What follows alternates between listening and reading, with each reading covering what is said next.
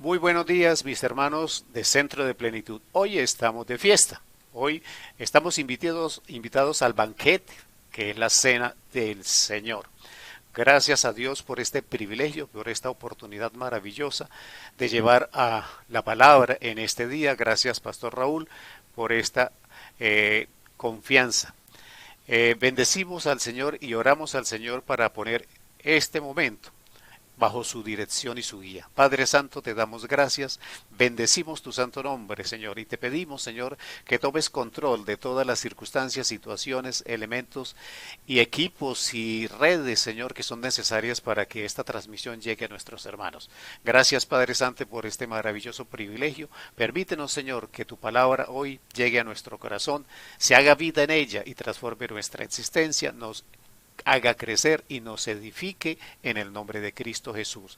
Entonces quedamos dispuestos en tu espíritu, en el nombre de Cristo Jesús. Amén y amén. Hoy con el propósito de hablar sobre la trascendencia de lo que hacemos en la iglesia. Nosotros en la iglesia hacemos muchas cosas. Nosotros tenemos la cena, tenemos los bautismos, se presentan los bebés, etcétera, etcétera. Pero más allá de estas ceremonias, nosotros vamos a tener que ser conscientes de lo que representa la iglesia. Y hoy quiero recordar el versículo que está en Primera de Corintios, capítulo 11, versículo 27. Dice la palabra del Señor: de manera que cualquiera que comiere este pan o bebiere esta copa del Señor, indignamente será culpado del cuerpo y de la sangre del Señor. Este es un versículo que nos habla de eso que hoy vamos a hacer, de tomar la cena, pero también habla de un concepto de es tomarla indignamente. Nosotros tenemos que entender que todo lo que hacemos en la iglesia, como iglesia que también somos, es trascendente a nivel espiritual. No necesariamente cuando nosotros estamos congregados, no necesariamente cuando nosotros estamos en el templo. Todo lo que nosotros hacemos tiene trascendencia porque nosotros somos iglesia. Entonces nosotros nos debemos hacer conscientes en todo tiempo, en toda circunstancia y en todo lugar que somos iglesia y que lo que hagamos tiene trascendencia espiritual. Pero traje a tema una pregunta que nosotros nos debemos hacer, que supuestamente debe estar muy clara y muy definida para las personas que ya somos parte del cuerpo de Cristo. La pregunta es: ¿sabemos qué es la iglesia y cuál es su propósito? ¿Realmente nosotros tenemos conciencia clara y definida de lo que es la iglesia y por sobre todo entendemos el propósito de la iglesia? Traducido de otra manera, nosotros entendemos el propósito nuestro como iglesia.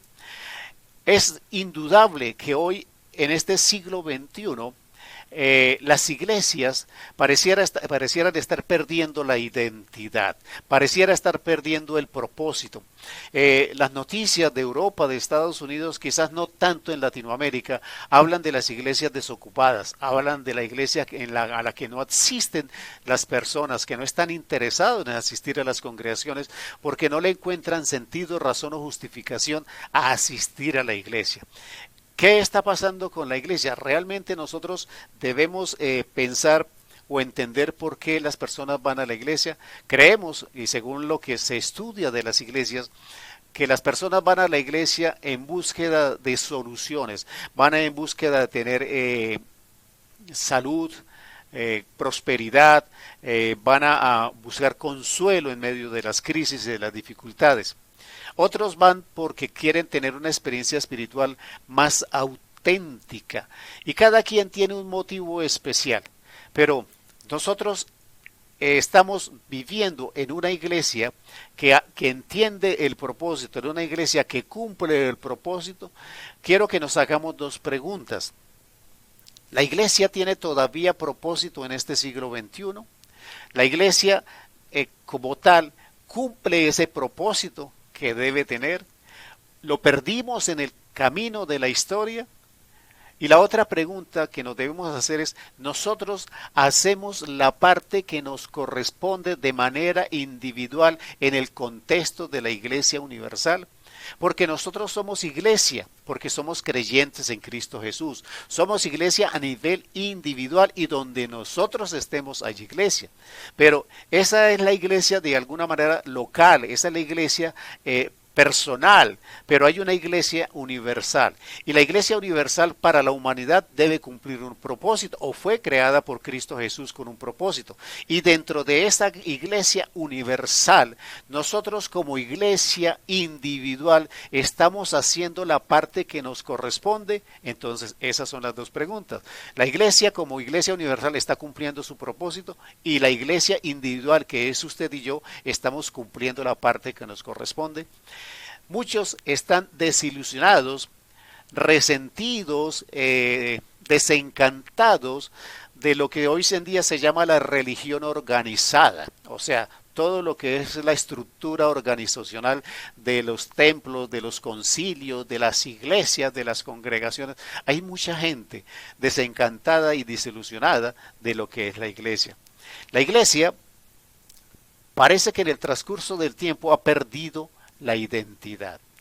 Según los investigadores que tratan este tema, el ser humano siempre, todos los días de su vida, tiene que tomar decisiones. Decisiones muy importantes, muy grandes, o muy sencillas o muy simples. Pero ni las unas ni las otras son sometidas al permiso, a la autorización, al aval de Dios o de la iglesia. O sea, pareciera que nosotros tomamos decisiones solamente en nuestra razón, en nuestra lógica, en nuestra experiencia, pero pareciera que no buscamos el apoyo y el respaldo o la consulta a Dios en medio de las decisiones que debemos tomar. Cada vez se usa menos la iglesia, cada vez se busca menos a Dios cuando se tiene que tomar decisiones. Entonces, la pregunta es: ¿por qué hay tanta confusión? ¿Por qué y dónde está el propósito de la iglesia? ¿Qué debería estar haciendo la iglesia en este tiempo? Y en este tiempo de crisis específicamente. Entonces, pareciera que estamos en una nebulosa donde no podemos dar respuesta clara a ninguna de estas preguntas, ni al propósito de la iglesia, si lo está o no está cumpliendo, si lo estamos cumpliendo nosotros de manera individual o no lo estamos cumpliendo, o si realmente hemos perdido ese horizonte con el cual Cristo Jesús creó la iglesia. Entonces nosotros tenemos que volver al origen. Nosotros tenemos que volver a quien creó la iglesia, que es Cristo Jesús, y tenemos que buscar en Él las respuestas, y tenemos que volver a renovarnos en las respuestas antiguas, en la forma en que Cristo Jesús constituyó la iglesia y cómo Él mismo, a través de su ministerio, nos enseñó a ser iglesia, a entender que éramos iglesia y a entender cuál era el propósito de nosotros como iglesia. Nosotros debemos recordar el momento en que se constituyó la iglesia, el instante en el que Cristo anunció que se iba a constituir una iglesia. Y eso está en Mateo 18. Mateo capítulo 16, versículo 18. Dice la palabra del Señor: y yo también te digo que tú eres Pedro, y sobre esta roca edificaré mi iglesia, y las puertas del Hades no prevalecerán contra ella. La interpretación equivocada que hemos escuchado frecuentemente es que la iglesia se constituyó sobre Pedro, sobre la persona. No. Si uno lee los versículos anteriores con cierto cuidado, va a encontrar que la respuesta que Pedro le da cuando Cristo le pregunta: ¿quién dice la gente que soy? Y Pedro le contesta: tú eres el Cristo, el Hijo de Dios, del Dios viviente. Esa es la base de la iglesia, no es Pedro, es la respuesta que Pedro le da a Cristo. Le dice, por eso le dice, te digo que sobre esta roca, le está diciendo sobre la roca, y esa roca, si usted lee los versículos del Evangelio más adelante, va a encontrar que esa roca es Cristo Jesús. Entonces, sobre esa roca, Cristo Jesús fundó la iglesia. Entonces ya tenemos fundada la iglesia, ya Cristo Jesús nos anunció la fundación de la iglesia. Ahora la pregunta es: ¿cuál es la función de la iglesia? ¿Qué es lo que la iglesia debe hacer? ¿Cuál es esa función que debe cumplir? Dice la palabra del Señor en Marcos, Primera de Marcos capítulo 1, versículo 14 y 15. Dice la palabra: después de que Juan fue encarcelado, Jesús vino a Galilea predicando el evangelio del reino de Dios, diciendo: el tiempo se ha cumplido y el reino de Dios se ha acercado. Arrepentíos y creed en el evangelio. ¿Cuál es la función de la iglesia? Entonces Jesús lo dice. Jesús estaba anunciando ¿qué? Arrepentimiento. Jesús estaba pregonando, estaba propagando un evangelio, las nuevas. ¿Para qué el evangelio? Para conversión. Entonces la función de la iglesia básica es predicar que el reino de Dios se ha acercado y que por tanto nosotros nos debemos preparar en arrepentimiento, conociendo el evangelio y convirtiéndonos a ese evangelio. Esa es la función primordial de la iglesia. Esa es la función que Cristo nos enseñó desde su ministerio. Nosotros debemos pregonar, nosotros debemos anunciar, como dicen las buenas nuevas, que es la palabra evangelio, anunciar que se acercó el reino y que para estar en ese reino que se acercó a nosotros, nosotros debemos decirle a la gente, decirle a la humanidad que es necesario el arrepentimiento, que es necesario el conocimiento del evangelio y que es necesario a través del conocimiento del evangelio la conversión a una vida nueva. Esa es la función de la iglesia. La pregunta es, ¿eso dejó de tener validez hoy en el siglo XXI? ¿O es que nosotros no queremos escuchar cuando se habla de arrepentimiento? ¿O es que nosotros no queremos evangelizar? ¿O es que nosotros no queremos ayudar a la humanidad a que se convierta a ese evangelio para arrepentimiento y que para que alcance la salvación? Esa es la función primordial de la iglesia. Las preguntas que nosotros nos debemos hacer las tenemos que volver personales. La primera que podríamos hacernos es: ¿nuestra iglesia está cumpliendo con esa función de predicar que el reino se acercó, de predicar el arrepentimiento, de propagar el evangelio para conversión? Esa es la pregunta. Porque la iglesia debería cumplir con ese propósito. Ahí le dejo la pregunta. La otra pregunta es: ¿participa usted de la obra de predicar el evangelio del reino de Dios? Esa es la pregunta para usted. ¿Participa usted en la obra de predicar el evangelio del reino de Dios? Debería, creo yo. La otra pregunta es: ¿ha experimentado usted el verdadero arrepentimiento y la conversión? Debería. Y si no lo ha hecho, ¿cuál es la razón? Entonces lo que es de la iglesia es para nosotros. La iglesia debe pregonar el evangelio como buenas nuevas, para arrepentimiento, para conocimiento del evangelio y para conversión a través de ese evangelio en una persona y en tener una vida nueva. Pero eso que hace la iglesia debe operar en nosotros, el arrepentimiento. Lo estamos haciendo, estamos evangelizando y ayudando a convertir, y nosotros mismos hemos conocido el evangelio y nos hemos convertido. Como estoy agregando al final de cada frase, deberíamos. Entonces, ahí le dejo la primera base de la respuesta. La función de la iglesia: anunciar el reino a través de la preparación que es necesaria, que es el arrepentimiento, con un evangelio que lo lleve a usted, a mí y al mundo a la conversión. Cuando nosotros debemos hablar del reino, de anunciar el reino, nosotros vamos a encontrarnos con algunas cosas curiosas. Nosotros debemos saber que cuando Cristo Jesús estaba anunciando el reino, era el reino que hoy nosotros conocemos como el reino del milenio. Dice la palabra en Lucas 19:11. Oyendo ellos estas cosas, prosiguió Jesús y dijo una parábola, por cuanto estaba cerca de Jerusalén. Y ellos pensaban que el reino de Dios se manifestaría inmediatamente. Cuando Cristo Jesús anunció el reino, cuando dijo que se había acercado el reino, se refería a ese reino donde Él sería rey, a ese tiempo en el que Él vendría y sería rey, no a un tiempo terrenal y no en este mundo, porque recuerde que el reino de Cristo, Él lo dijo, no es de este mundo. Entonces, cuando Él venga a cumplir el milenio, como usted lo encuentra en Apocalipsis, es el momento en que ese reino llegará a nosotros. Por ahora se ha acercado, por ahora vino Cristo Jesús, que era el rey, y estuvo entre nosotros. Pero los apóstoles creían que ese reino era inmediatamente después de la partida de Cristo Jesús. Entonces, ¿qué pasó históricamente?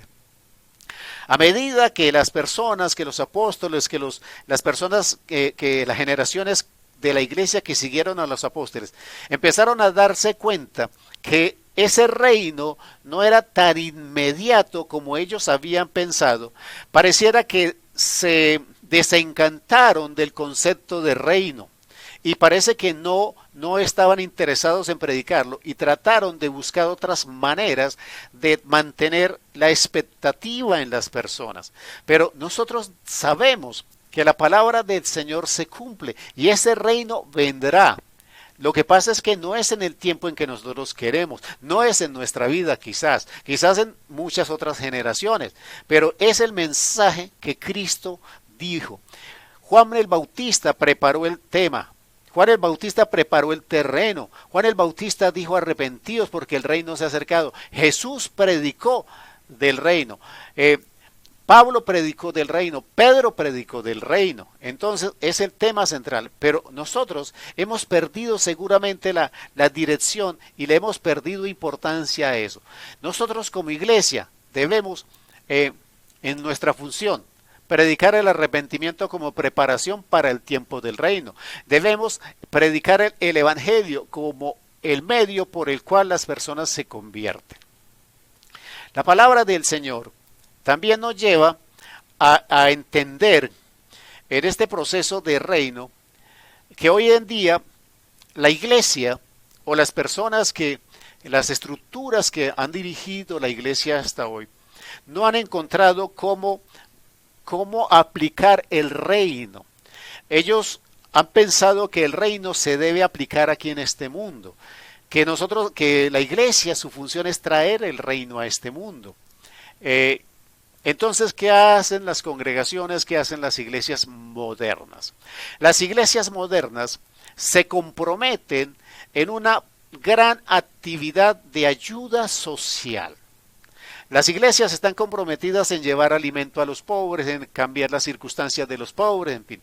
Y como eso es un arreglo, un remedio, un pañito de agua tibia para las situaciones, porque realmente por más que las iglesias trabajen, por más que las iglesias se esfuercen, ayudando a los pobres, la pobreza va a seguir existiendo, porque la Biblia lo dice, siempre existirán pobres.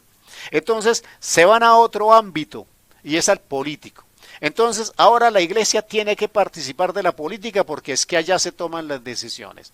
La pregunta es, Cristo nos estaba diciendo que la iglesia dentro de sus funciones tenía que cambiar este mundo y traer las características del reino milenial a este tiempo y a esta tierra.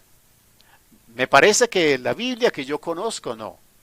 La palabra me está diciendo que yo debo anunciar un evangelio de un reino que vendrá, donde el rey es Cristo Jesús y dentro de donde nosotros estaremos, ¿sí?, a través del evangelio y a través de la conversión. Ese reino vendrá, es un reino de Dios, es un reino en el que Cristo es el rey.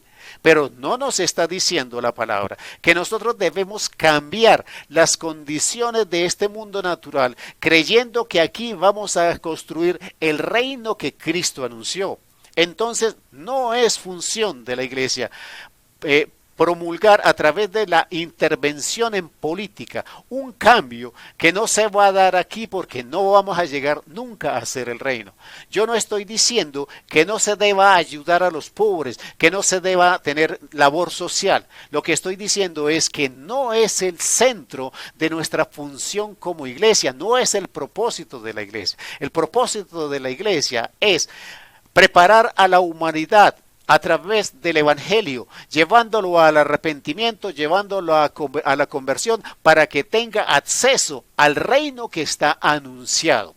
La palabra del Señor también me dice en Isaías 39:10.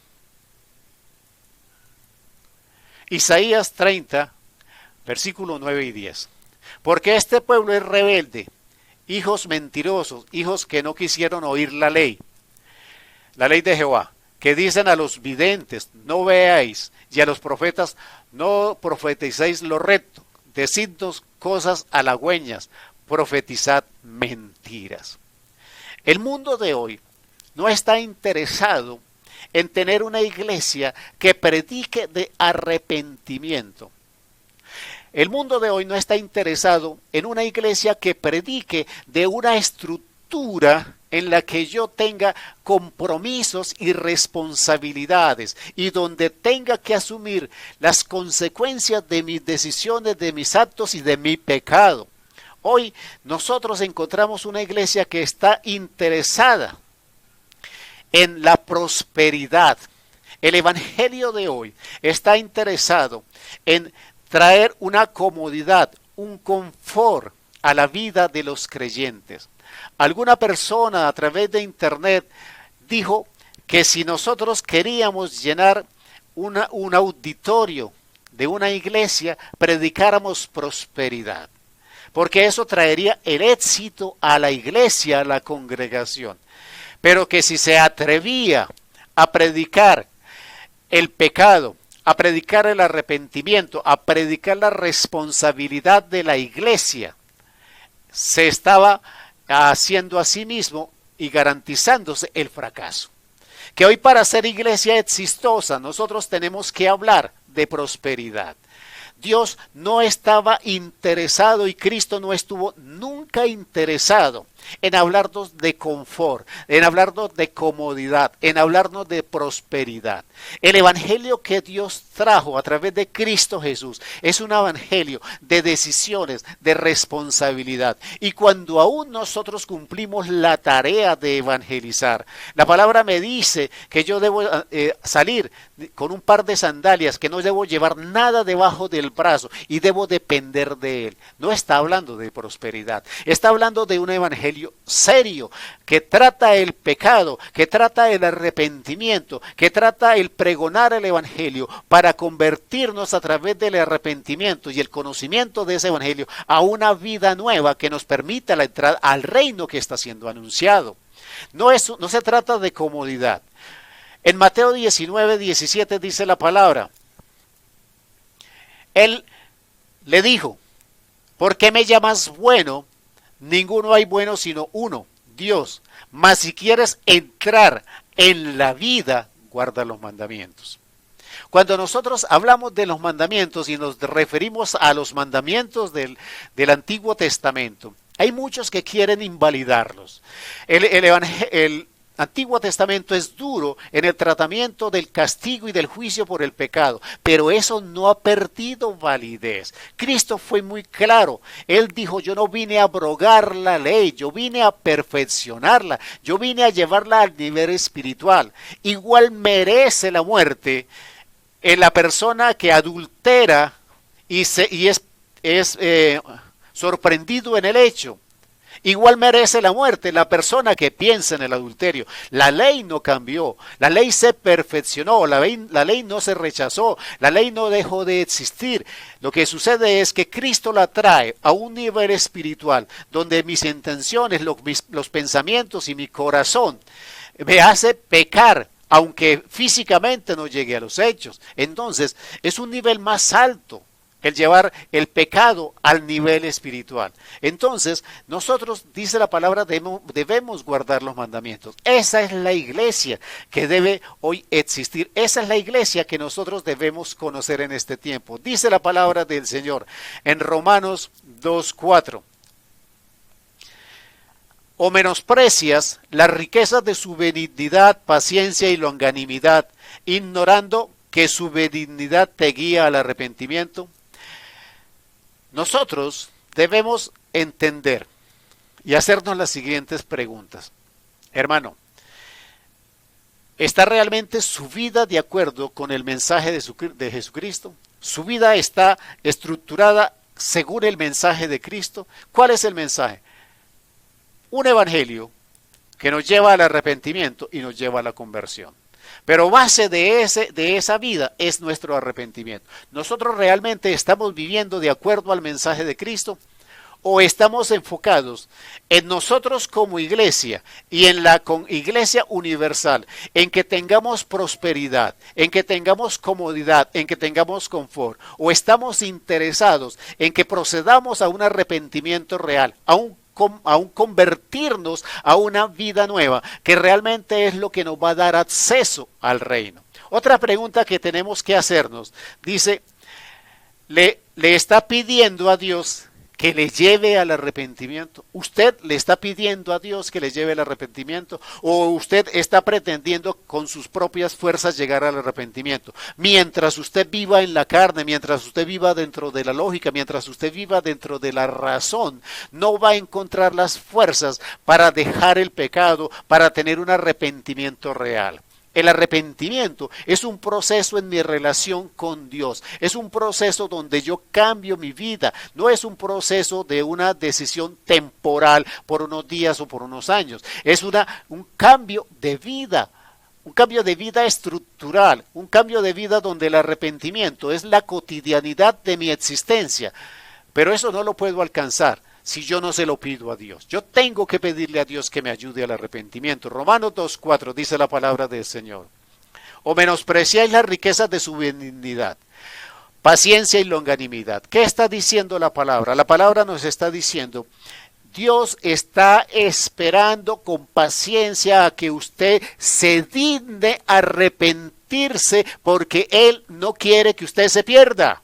Eso es lo que está diciendo la palabra. Su paciencia, su benignidad, su longanimidad no es expresión de debilidad, no es expresión de no juicio, es expresión de una paciencia que Dios está teniendo, esperando a que usted se digne a arrepentirse, porque Dios no quiere que usted se pierda. La palabra también en Lucas 5:32 dice, no he venido a llamar justos, sino a pecadores al arrepentimiento. Ese es el mensaje de la iglesia. La persona que es justa, la persona que es correcta, la persona que es íntegra, la persona que piensa, habla y actúa como Cristo Jesús no tiene ningún problema. Pero todos los demás sí tenemos ese problema. Y nosotros lo que tenemos que hacer, y la única herramienta del proceso que realmente nos lleva a la vida en Cristo Jesús, es el arrepentimiento. Y eso fue lo que Él vino a hacer, eso fue lo que Él vino a buscar, a los pecadores. Entonces Él espera, como decíamos en el versículo anterior,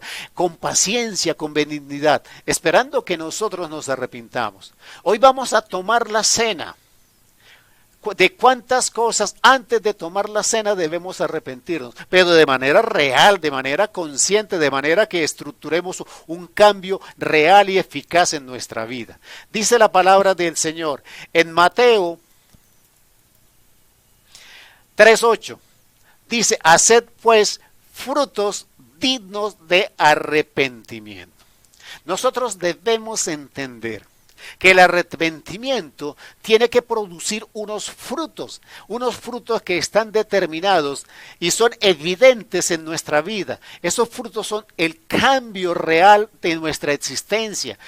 La palabra nos habla de que el que roba deje de robar, que el que adultera deje de adulterar, etcétera, etcétera, y hace una lista grande. O sea, que haya un cambio evidente en nuestra vida. Que ese arrepentimiento no sea de palabra, que ese arrepentimiento no sea de lágrimas, que ese arrepentimiento no sea de emociones, sino que ese arrepentimiento sea desde el Espíritu para cambiar la estructura natural de nuestra vida. El arrepentimiento no lo podemos generar desde nuestra carne, porque la carne no se quiere arrepentir. Nuestro arrepentimiento se debe generar desde el Espíritu, pero como dijimos antes, debemos pedirlo al Señor para que nos ayude en ese proceso. Pero ¿cómo fortalezco mi espíritu si no conozco los procesos, los procedimientos que están escritos en la Biblia para que yo mismo me arrepienta? La palabra también me enseña, antes de ir a este tema, quería tocar otro, es nosotros evaluamos nuestra iglesia. Nosotros Podemos hacer una consulta y decirle a la gente cuál es su experiencia dentro de la iglesia, cuál es su experiencia en lo que ha vivido en una o dos iglesias o en la única iglesia donde ha estado. Y uno puede hacer esta encuesta y uno se sorprende de las respuestas, uno se sorprende de que hay respuestas de un lado y del otro. Entonces uno se encuentra respuestas como esta. Las quejas van de ser una iglesia sensata e incoherente e excluyente, o una iglesia demasiado aburrida o muy dada a entretener. Hay otros que dicen, no, es una iglesia demasiado superficial. Otros que dicen, no, la doctrina ya es muy profunda. Otros que dicen, es demasiado intelectual. Y otros que dicen, no, la predicación es muy emocional. Otros que dicen, la iglesia es demasiado moderna, ¿sí? Es permisiva. Otros que dicen, no, es demasiado tradicional, es legalista, es religiosa. Otros que dicen, es demasiado pasiva. Otras que dicen, es demasiado activa. Otras que dicen, es demasiado exigente. Otras que dicen, no, es demasiado fácil. Usted no va a poner de acuerdo a la gente en qué piensa de la iglesia por una simple condición. Porque nosotros estamos hablando de la iglesia en el ámbito natural. Todo esto que he dicho de las iglesias, incoherente, excluyente, incluyente, profunda, emocional, profunda, tradicional, activa, no activa, etcétera, etcétera, todas estas palabras tienen que ver con nuestras emociones. Y si están en las emociones, tienen que ver con nuestra carne. Nosotros no podemos seguir metiendo a la iglesia en la carne. La iglesia es espíritu. La iglesia está en el reino. La iglesia no se puede manejar por conceptos emocionales como las respuestas de las que estamos hablando aquí. La iglesia es algo espiritual y si usted todavía cree que la iglesia es demasiado profunda, liviana, que es emocional, no emocional, que es legalista, que no es legalista. Si estamos pensando en esa parte emocional, nosotros todavía estamos en una iglesia que está enmarcada dentro de nuestra carne y mientras permanezca ahí no es iglesia. Nuestra iglesia es una iglesia que Cristo fundó, cuya cabeza es Cristo Jesús, que Él es espíritu y nosotros vamos y nos unimos en ese cuerpo espiritualmente. Pero mientras nuestras emociones nos den para evaluar la iglesia de esta manera, pues estamos en una iglesia equivocada. Dice la palabra del Señor en Isaías, capítulo 58, versículo 1. Dice la palabra, clama a voz en cuello, no te detengas, alza tu voz como trompeta y anuncia a mi pueblo su rebelión y a la casa de Jehová su pecado. Esto es lo que la iglesia debe hacer. Nosotros, cuando nos preguntamos en el tema del día de hoy, nosotros sabemos qué es iglesia y nosotros sabemos cuál es el propósito de la iglesia. Permítame resumir de esta manera. La iglesia es instaurada por Cristo Jesús, dirigida por el Espíritu Santo para predicar el Evangelio, que con ese Evangelio nosotros procedamos al arrepentimiento y del arrepentimiento a una conversión de vida que nos lleve a ese reino que es nuestra tarea y lo que estamos anunciando. La iglesia está determinada para anunciar el evangelio, las buenas nuevas, que va a venir un reino, pero no está en esta tierra. Y no podemos pretender interviniendo en la parte social, política y económica de la sociedad, pretender traer el reino a este mundo, porque como dijo Cristo, ese reino no pertenece al mundo. Nosotros debemos quitarnos de la cabeza que todo lo que es espiritual, nosotros lo pretendamos vivir en lo material. Usted tiene que entender que usted como iglesia está hablando de esa parte espiritual suya donde radica, donde vive el Espíritu Santo de Dios y desde donde se le anima y se le impulsa a través del Espíritu Santo a predicar el Evangelio para que otras personas se conviertan, cambien de vida, procedan al arrepentimiento y así como usted encuentre el acceso a ese reino. Hoy tenemos que entender que cuando venga Cristo Jesús a establecer el reino, los que van a gobernar en compañía de Cristo Jesús son aquellos que entendieron el mensaje, que era necesario que el mundo, que la humanidad se arrepintiera, que era necesario que la humanidad se convirtiera. No podemos seguir pensando que el evangelio que trajo Cristo Jesús para salvación es un evangelio de comodidad, de prosperidad, de confort. La palabra nos dice que todo eso que nosotros deseamos es añadidura siempre y cuando busquemos el reino y su justicia. Esa justicia nacida del arrepentimiento, esa justicia nacida de la conversión. Yo lo invito, hermano, a que se haga consciente que la iglesia es usted y que usted tiene una parte que cumplir en la iglesia universal cuando hablamos de congregación a nivel del mundo, cuando hablamos de los creyentes del mundo. Pero hágase consciente, hoy vamos a tomar la cena, pero hágase consciente que usted como iglesia debe arrepentirse, usted debe convertirse, usted debe entrar definitivamente al reino. Porque esa es la invitación que vino a hacer Cristo Jesús. Dijo, ya se acercó el reino. Ahora arrepentíos, convertíos, porque esa es la manera de entrar al reino. Ese es el mensaje que nos está dando la palabra. Y en suma, ese es el evangelio. Anunciar un reino nuevo, anunciar un reino espiritual, con unas llaves muy claras y definidas. La fe, el arrepentimiento y la conversión. Yo le bendigo, hermano, en el nombre de Cristo Jesús y lo invito a que ore un minuto conmigo y digámosle al Señor que nos dé lo que necesitamos para este proceso, para que realmente como iglesia, primero, cumplamos el propósito que debemos cumplir, pero segundo, como personas, podamos tener acceso al reino de manera definitiva. Padre Santo, te damos gracias, Señor. Te pedimos, quizás muy pocas veces lo hacemos, Padre Santo.